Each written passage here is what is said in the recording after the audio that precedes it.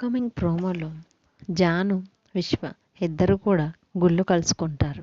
అప్పుడు జాను విశ్వ వైపు బాధగా చూస్తూ ఇంతకుముందు ఒకసారి జాను విశ్వపై చేయి చేసుకొని చెంప మీద కొట్టి విశ్వని ఇంట్లోంచి పొమ్మన్న విషయం జాను గుర్తుకు తెచ్చుకుంటూ బాధపడుకుంటూ విశ్వ వైపు చూస్తూ ఉంటుంది. తర్వాత జాను విశ్వతో ఆ రోజు నిన్ను కొట్టి ఇంట్లోంచి పొమ్మన్నది ఎందుకంటే మొత్తం కూడా జై సార్ మనిద్దరిని చూస్తున్నాడనే కావాలనే నేను నిన్ను కొట్టి ఇంట్లోంచి అలా పొమ్మన్నాను విశ్వ అని విశ్వతో చెబుతూ ఉంటుంది.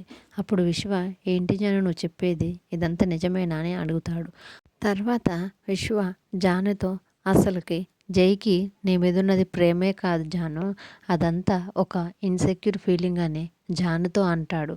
విశ్వ జానుతో ఆ మాట చెప్తున్నప్పుడు ఇంతకుముందు ఒకసారి డాక్టర్ గారికి జై సార్ హాస్పిటల్లో షార్ట్ ట్రీట్మెంట్ ఇస్తున్నట్లు జాను గుర్తుకు తెచ్చుకుంటుంది. తర్వాత విశ్వ అసలుకి భార్యాభర్తలంటే ఎలా ఉండాలి, ఎంత సంతోషంగా ఫ్రెండ్స్ లెక్క ఉండాలి కదా అని జానుతో అంటూ ఉంటే మరోవైపు మనకి జై సార్ జాను గుడికి వెళ్ళిందని తెలుసుకొని కారులో స్పీడ్గా డ్రైవ్ చేసుకుంటూ వస్తూ ఉంటాడు.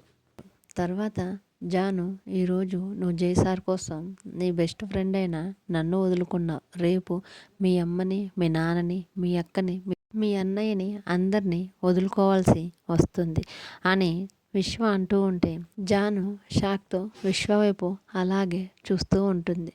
మళ్ళీ విశ్వ ఏనాడైతే జై నీకు మెడలో తాళి కట్టి నీ భర్తగా నీ జీవితంలోకి ఎప్పుడైతే వచ్చాడో అప్పటి నుంచి నీ జీవితంలో అన్ని సమస్యలే. నా మాట విని నీ మెడలో ఉన్న ఈ తాళి తీసేసి జై మొహాను కొట్టి నువ్వు ఆ ఇంటి అనే చెరసాల నుంచి బయటికి రా జాను అని విశ్వ జానుతో అంటూ ఉంటాడు.